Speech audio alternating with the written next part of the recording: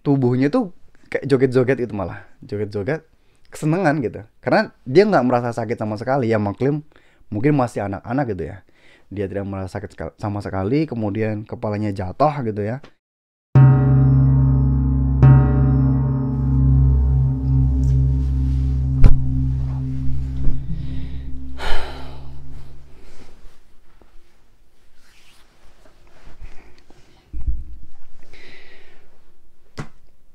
Yo guys, assalamualaikum warahmatullahi wabarakatuh. Ketemu lagi sama saya Acong di Acong Japang guys. Eh Sebenarnya ini udah retake yang kelima kalinya. Saya juga nggak tahu kenapa. Take yang pertama, saya kan ngambil ini pakai HP ya guys. Take yang pertama tiba-tiba kameranya mati. Take yang kedua tiba-tiba HP-nya mati. Ketiga dan berikutnya itu kameranya juga tiba-tiba mati gitu. Jadi dia kembali ke posisi awal lah. Dan ini saya coba take lagi yang terakhir, mudah-mudahan ini nggak mati lagi gitu guys. Jadi pada malam hari ini di video saya kali ini saya pengen bercerita itu tentang sebenarnya ini cerita dari sepupu saya ya guys. Cerita ini adalah cerita dari tanah Jawa. Kemudian kami ini adalah transmigran ya, yang pindah ke daerah Sulawesi gitu. Dan cerita ini dia bawa sampai ke Sulawesi, dan dia ceritakan kepada saya itu saat saya itu sedang berumur sekitar 7-8 tahun gitu ya guys. Oke, kita masuk ke ceritanya guys. Zaman dahulu kala ada suatu kisah kakak beradik yang sangat-sangat jadi bahan pembicaraan yang pada saat itu. Kenapa? Karena pada zaman itu kakak beradik itu terjadi hal di kakak beradik itu ya, terjadi hal yang sangat sangat membuat dusun atau desa itu menjadi mencekam gitu guys. Jadi konon ceritanya di masa kakak adik itu ada sebuah cerita dari orang ke orang bahwa kan itu dusun atau desa atau kampung itu guys ya. Jadi ada satu gunung lah di dekat situ, yang konon katanya di gunung itu tinggal sebuah atau seekor atau apalah itu ya. Jadi semacam ular, tapi bukan bentuknya ular, tapi bukan ular beneran ya. Dan apabila dipotong gitu ya atau dipenggal gitu, si ular itu bukan mengeluarkan darah, tapi malah mengeluarkan semacam getah atau lendir ya dari tubuhnya. Dan dipercaya bahwa lendir itu atau getah itu bisa menyembuhkan luka seketika gitu ya. Jadi semacam debus atau mungkin ilmu kebal. Tapi kalau ilmu kebal ya itu kayak semacam jimat, dipegang biar orangnya tuh nggak mempan, mungkin dibacok atau dipotong atau disakiti gitu ya. Tapi kalau ini dia menyembuhkan luka secara seketika gitu. Jadi cerita itu menyebar dan orang-orang berusaha untuk mencari itu. Dan orang-orang kaya rela merogoh kocek demi mendapatkan minyak ular tersebut gitu. Dan akhirnya cerita tersebut sampailah ke telinga kakak beradik tadi itu ya. Kakak beradik itu kan laki-laki dan laki-laki gitu. Terus si kakaknya itu ngomong ke adiknya tuh kan dalam bahasa Jawa, jadi bahasa Indonesianya seperti ini kira-kira. Kan mereka itu kan hidup sederhana gitu ya. Terus kakaknya ngomong, "Dek, kita kan daripada hidup seperti ini terus, ke ladang orang, kita berusaha kerja tapi nggak ada hasil gitu kan. Orang tua juga hidup sederhana. Gimana kalau coba kita apa ya? Kita coba nyari ular siluman itu gitu. Siapa tahu jodoh, siapa tahu rezeki gitu. Jadi setelah punya ngobrol gitu ya, akhirnya kakak beradik ini pun sepakat untuk mencari atau mendaki gunung itu untuk mencari ular siluman itu ya guys. Tibalah hari dimana kakak beradik itu untuk siap berangkat ya. Jadi mereka mempersiapkan alat ya. Si kakaknya itu membawa apa ya, kayak semacam sebilah golok gitu ya. Kemudian si adiknya itu bawa kayak semacam arit atau sabit ya, yang kayak berbentuk bulan sabit gitu ya. Dan bekal makanan minuman seadanya untuk naik gunung itu. Akhirnya mereka naik gunung itu di siang hari gitu.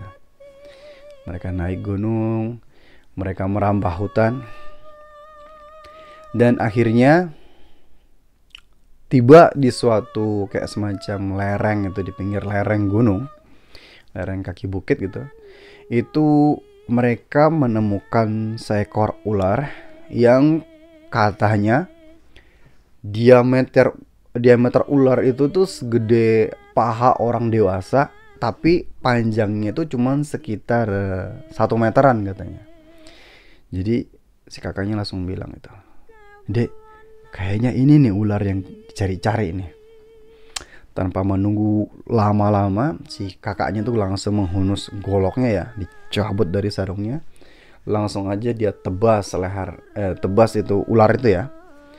Si ular dipotong badannya, terus kebelah gitu, kepotong gitu, putus.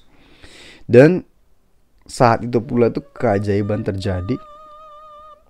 Si ular yang udah putus badannya itu, yang seharusnya mengeluarkan darah tapi tidak mengeluarkan darah sama sekali, tapi malah mengeluarkan semacam kayak getah gitu ya, getah semacam lendir gitu ya, terus berceceran dari tubuhnya gitu kan, terus mengocor gitu.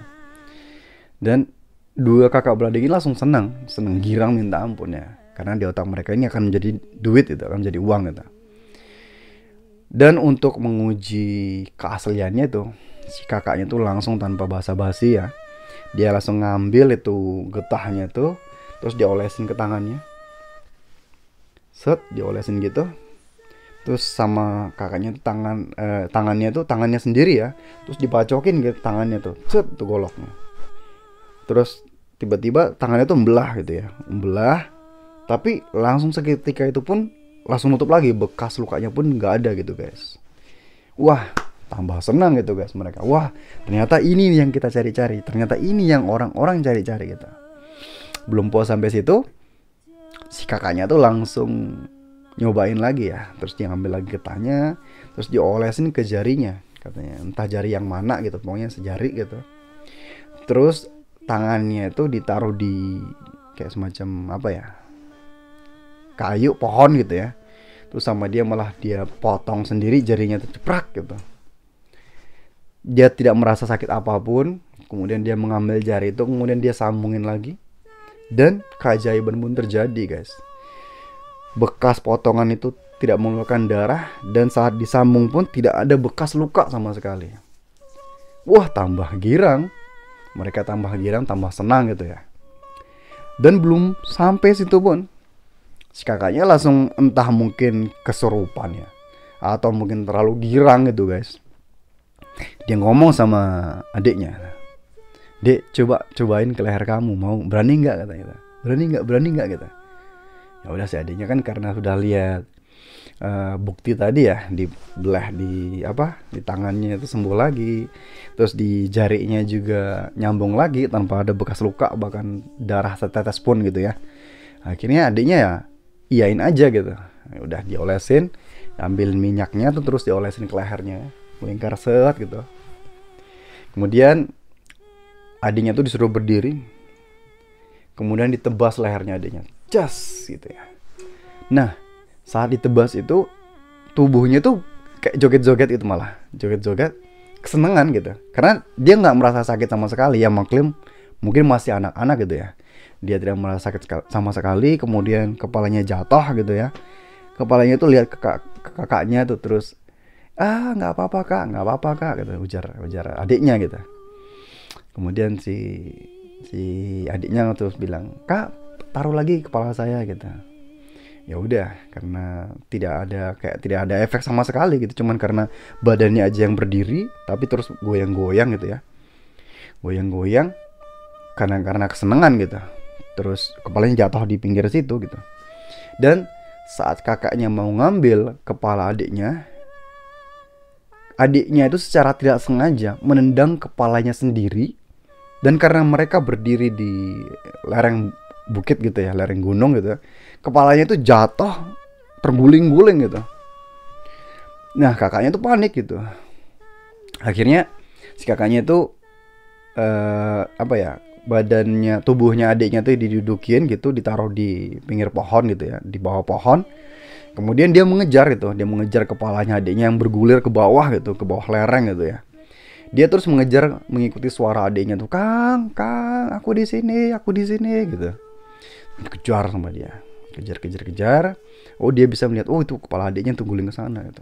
Terus dia kejar gitu.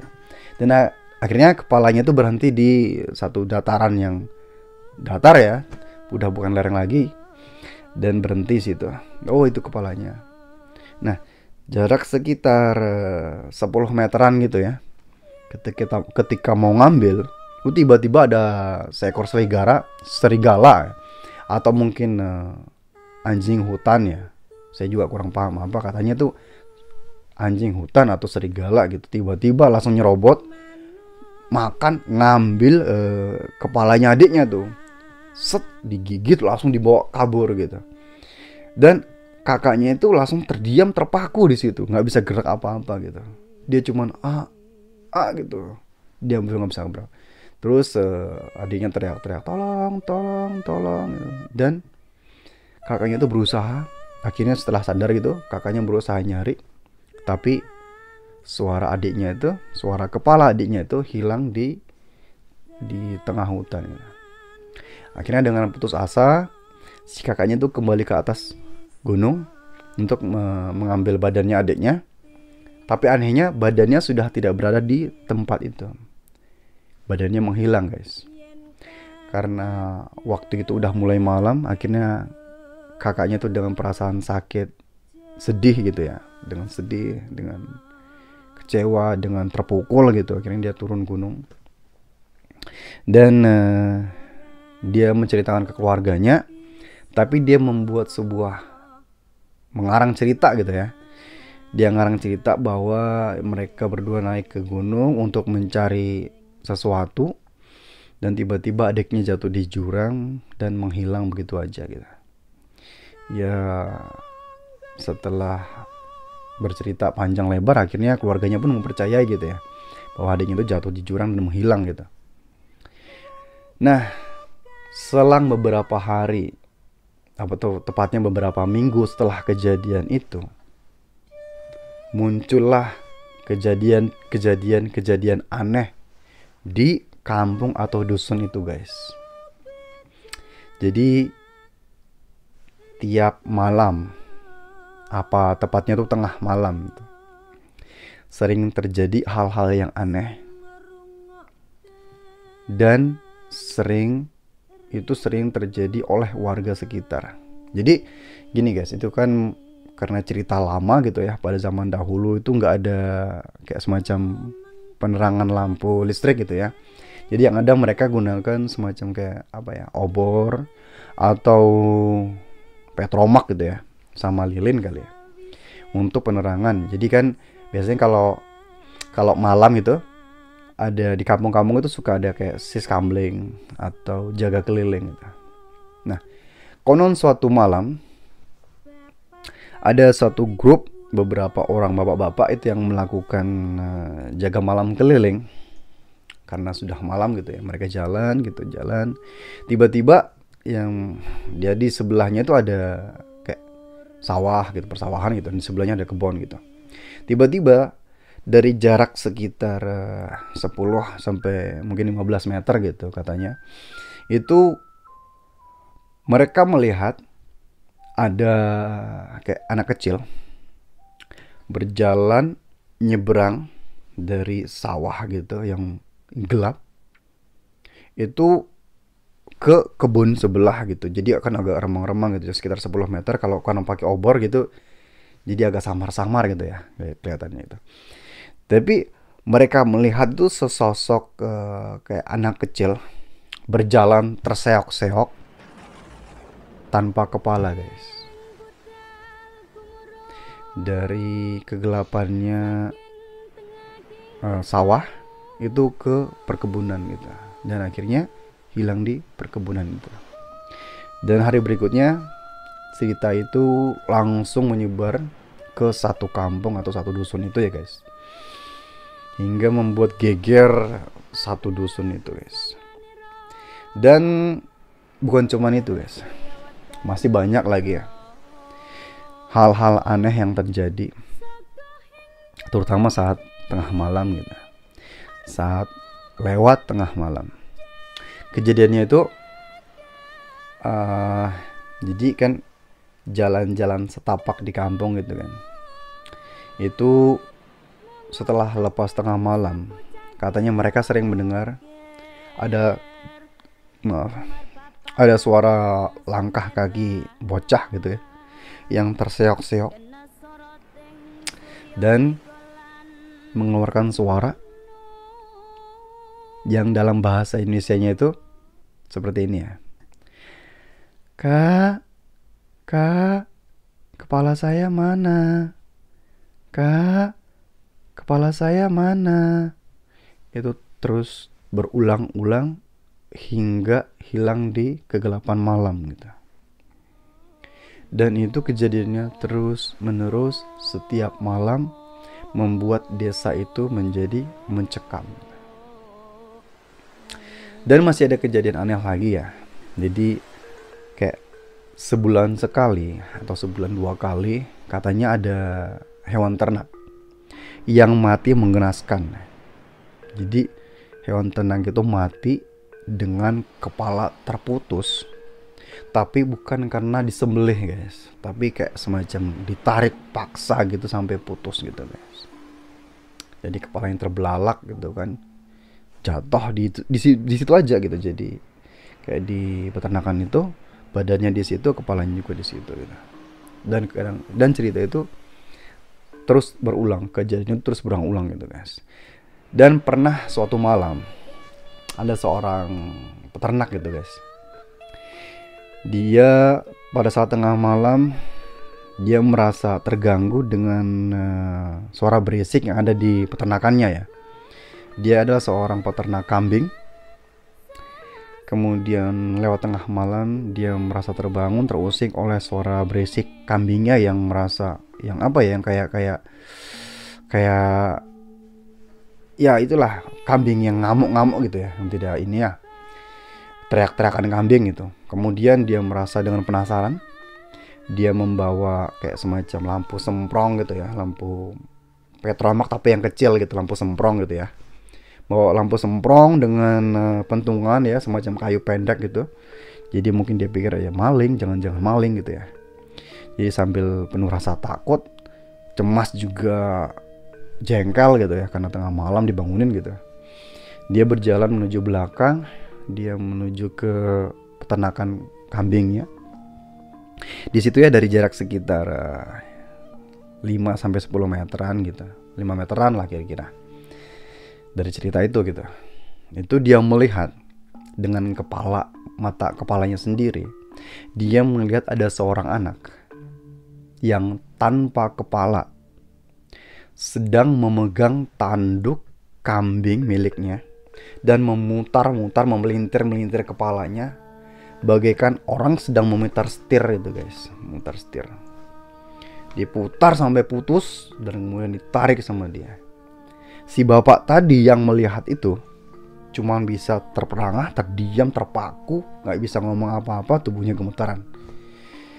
Kemudian bukan cuman sampai situ aja, si anak tadi itu juga memasang ya kepala kambing tadi ya, yang udah copot itu dipasang ke badannya. Dan keanehan terjadi guys. Kepala kambing tadi yang berlumuran darah tadi itu tiba-tiba bergerak, matanya berkedip, dan bibirnya bergumam. Dan tiba-tiba si kambing itu, kepala kambing itu ya, itu ngomong, wah, dalam bahasa Indonesianya dia bilang, wah, ini bukan kepala saya gitu. Akhirnya dia cabut lagi, kemudian dicampakkan kepala kambing yang berdarah-darah itu guys. Plak, campakkan, kemudian si anak itu berjalan di kegelapan malam gitu. Dan setelah sadar akhirnya si bapak itu kembali ke rumahnya dalam perasaan takut. Dan esok harinya dia menceritakan itu ke semua kerabatnya, termasuk saudara dan teman-temannya gitu. Dan setelah ada kejadian ini itu gitu, akhirnya si kakak tadi itu yang dia menyimpan rahasia itu sendiri, yang dia bilang bahwa adiknya itu jatuh di jurang, dia sendiri itu apa ya, kayak merasa tertekan gitu ya, karena dia terus berusaha menyimpan cerita aslinya gitu. Kemudian akhirnya dia kumpulkan keluarganya, dia ceritakan lah cerita yang sebenarnya gitu ya. Keluarganya marah gitu, marah besar kepada dia. Tapi akhirnya setelah waktu berjalan, akhirnya reda lah malah keluarganya. Kemudian mereka akhirnya coba mencari solusi ya. Mereka mengumpulkan beberapa sesepuh dari dusun itu, dari kampung itu, diceritakanlah hal yang sebenarnya gitu.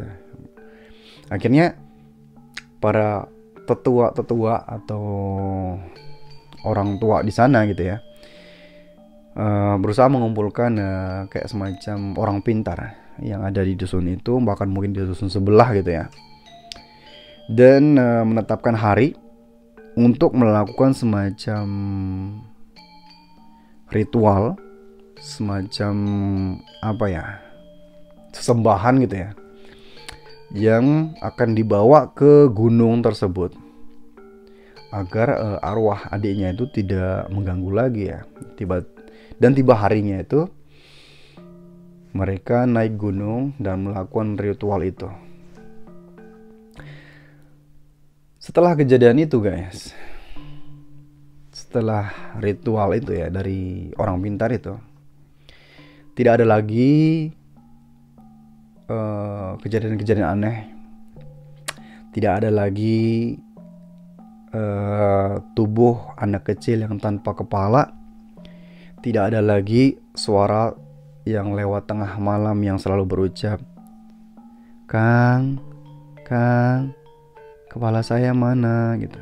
Sudah nggak ada lagi seperti itu. Juga tidak ada lagi hewan-hewan ternak yang mati kepalanya copot gitu ya guys.